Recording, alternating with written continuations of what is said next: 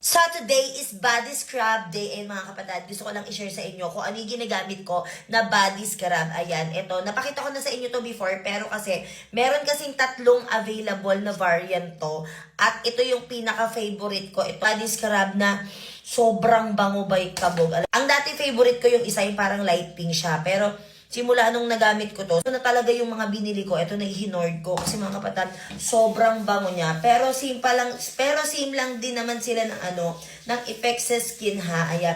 Kaya naging favorite ko to doon sa tatlong variant na meron. Kasi nga, eto so far, para sa akin lang ha, yung pinakamabango. So, amoy siyang raspberry na mga kapatid.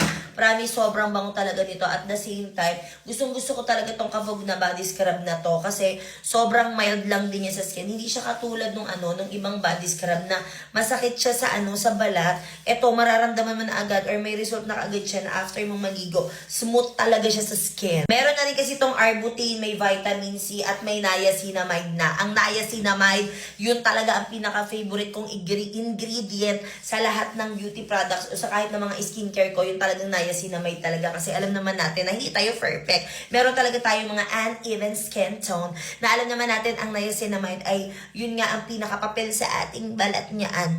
Okay, ang magpa-brightening ng skin. Naghahanap ka ng body scrub na mabango at the same time maganda rin sa skin, nakapag-lighten ng skin. Well, ilalagay ko sa yellow basket, itry mo na rin. Syempre, kavog! Ano na naman ba tong nilabas nyo na bodysuit ha, Hati Diary? Tinaon nyo pa talaga na magsa-summer ha. Tignan nyo naman kung gaano kaganda yung bodysuit na nabili ko dito sa Hati Diary. O, diba? Na kahit na ikaw ay chubby girls, kahit ikaw ay plus size, kasyang-kasya naman din sa'yo yan. Alam nyo ba, kahit body hugging siya, kahit bodysuit ang ang atake niya, hindi siya yung hindi siya yung mainit sa katawan, hindi siya yung hindi ka komportable. Very komportable ka kapag sinuot mo to, kasi tignan mo naman. O, diba? Lakas maka-sexy din talaga. Oo, kaya kung naghahanap ka ng bodysuit this coming summer, well, ilalagay ko sa yellow basket kasi, Hati Diary na yan. Oo, mag-check out ka na. Tanungin muna natin yung mga Manix fam kung ano din yung reaction nila dun sa dumating dito na girlfriend ko, no? Decide na si Ella Dax. Syempre, tanungin muna natin si Merpek. Total, nandito naman siya. Sis, anong masasabi mo dun sa sa girlfriend daw ni Saidi na si Ella Dax? Ella Dax? Napaka-menuno yan. Tingin mo? Napaka-menuno kahit naman Saidi. Oh. Never na, yung niwanag mo. Oo, talaga? Oo, kaya hindi ako niniwala kung niligawan niya yun. Never, wala akong iiwanan sa kanya. Yan, ito mo anda. Oo, tapos? Yung mga never na kanya, menuno na kaya ng menuno. Galing mo talaga. At least, di ba, ikaw hindi ka masyadong sa kanya kasi yung reaction mo. Thank you, sis, ha? Thank you, ha? Ang sabi, hindi ko naintindihan. 2, 4, 6, 8, 10, 12, 14, 16, 18, 20, 22, 24, 26 pieces ang laman ng isang box na ganito at hindi lang yan dahil buy one, take one pa yan mga kapatid. Yes, you heard it right. So kung meron kang mga chikiting sa bahay at mahilig sila mag-snack ng mga chichirya, ng mga ganun, well, ito na lang yung bilhin mo kasi bukod sa mura na, siguradong masasarap pa yung biskwit na mga nandito kasi actually na-try ko na din lahat to. Ayan, uulitin ko ha, buy one, take one na to at mura lang din. Ilalagay ko sa yellow basket, mag-check out ka na. Tignan nyo kung gaano kadami yung laman ng buy one, take one na biscuit na to. Yes, mga kapatid, you heard it right. Buy one, take one sa murang halaga ng assorted biscuit. Tignan nyo naman kung gaano kadami. Diba? Kung pumapasok ka sa mga opisina, kung naghahanap ka ng mga pangbaon-baon, ayan, panlagay sa bag, ayan, nakasyang-kasya lang din. Well, mga kapatid, sobrang mura at sobrang bagay na bagay ito sa'yo. Ayan, meron siyang assorted na biscuit. Lalo na sa mga chikiting, kung meron kayong mga chikiting sa bahay, syempre, instead ng mga chichiray, pakain nyo mga candies, bakit hindi na lang biscuit, diba? At syempre, hindi sila mananawa dito dahil iba't ibang klaseng ating biscuit. Ayan o, diba? At hindi lang basta-basta biscuit to ha. Kasi legit na masarap talaga siya. Ako proven and tested ko na sa mga pamangkin ko. Kaya lagi akong may ganito sa bahay. Kasi every time na nagpupunta yung mga pamangkin ko, sobrang ito yung mga hinahanap agad nila. Mami, gusto ko ng biscuit. Yes, sinasabi nila yun. Kaya ako, lagi ako may stock na ganito. At the same time, masarap din kasi siya. At murang-mura lang. Ilalagay ko sa yellow basket kung gusto mong subukan. Meron na naman bagong product si Momom, which is yung buy one, take one na biscuit.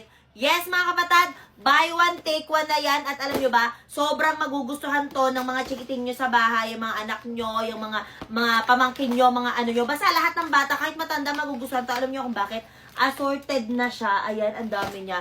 Meron tong 25 to 26 pieces sa isang box. Sobrang dami na nito, mga kapatid. At hindi ka mananawa kasi iba't ibang klase siya. Actually, ito natikman ko na to. Itong bagong biscuit nila.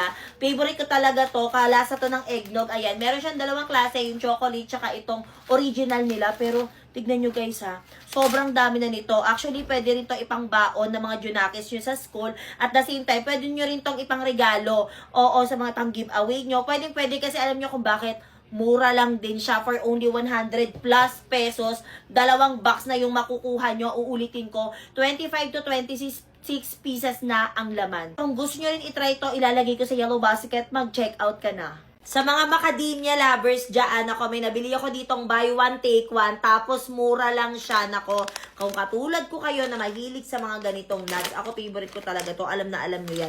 Eto, may nakita akong mas mura. Pero mga kapatid, same lang din sila ng lasa. Paano ko nalaman? Kasi bumili na rin ako nito last time. Isang pack na ganito, meron ka ng 80 grams at may libre na siyang pang-open dito. Naalala ko na naman dati nung bumili ako ng ganito. Kung titingnan nyo kasi, para talaga siyang chocolate. So, bumili ako ng ganito. Tapos yung tatay ko, akala niya chocolate. Ayan, ganun lang siya buksan mga kapatid. Tapos lalabas na yung nuts. Akala niya chocolate. Nagulat ako ah. Sabi ko, Papa, sarap. Alam niyo, lagi ako nagugulat talaga dito. Wait lang, hindi na natapos yung kwento ko. Kwento ko muna. Sabi ko kay Papa, Papa, ano yung kinakain mo? Bakit ang tagal-tagal nasa bunganga mo? Parang baraba ba siyang may tinutunaw na candy ba? Ganon. Tapos sabi niya, anak, ang tigas kasi ng chocolate mo. Sabi ko, anong chocolate pa? Sabi niyo, yung chocolate dito sa lamesa. Sabi ko, hindi naman ako chocolate yan. Akala pala niya chocolate. Sabi niya, ano ba yun? Tapos nagulat siya. Kasi inopen ko sa harap niya. Tapos nagulat siya. Sabi niya, kala ko ano yan, chocolate. Kasi daw, ang balat niya, malasa siya. Ito mga kapatid, promise, magugustuhan niyo tong brand na to. Kasi yung loob niya may pagka-buttery na lasa. Butter, ganon. May pagka-butter siya na lasa. So, hindi siya yung plain lang. Ang galing naman ito. Paano nila nagagawa yun? Ayan. Kasi may binibilan ako nito. Plain lang din talaga siya. Pero ito, may pagka-buttery yung lasa niya, mga kapatid. Kaya, for sure, mas magugustuhan nyo to. Kung ako sa inyo, itry nyo na rin to. For sure, magugustuhan nyo to. Even yung mga parents nyo, ayan, pwede for sure, magugustuhan din nila to. Ilalagay ko sa yellow basket. May check out ka na. Ang crunchy. So, bumili ako ulit ng buy one, take one na dried mango dito sa TikTok. At alam na alam nyo naman to, paulit-ulit ko itong pinapakita sa inyo. At paulit-ulit akong bumibili. Itong brand kasi nito, sobrang sarap din talaga niya. Hindi siya katulad nung ibang dried mango na parang, alam mo yun, puro matatamis na lang. Kasi ayoko talaga ng matamis. Ito, para talagang legit na parang fresh mango lang siya. So, meron akong binili, which is itong si Spicy. At itong yung original ng nila. Pero since si Rain ang kasama ko ngayon sa pagtikim nito, syempre yung hindi spicy yung kakainin natin. By the way, meron na tong 100 grams sa isang pack. May 100 grams na to sa isang pack. Ayan, buksan na natin. Favorite ko talaga to. Alam nyo ba, bumili pa ako last time ng 1 kilong ganito. Kasi nga sobrang masarapan talaga ako. Kasi nauubos agad ang mga kapatid ko. Tapos tignan nyo, ang lalaki ng tipak niya. Ito na lang anak. Ayan. Tingnan nyo ha. Sobrang laki ng tipak din nito. Actually, ito pa yung maliit. Pag yung 1 kilo yung binili nyo, mas malalaki pa dito.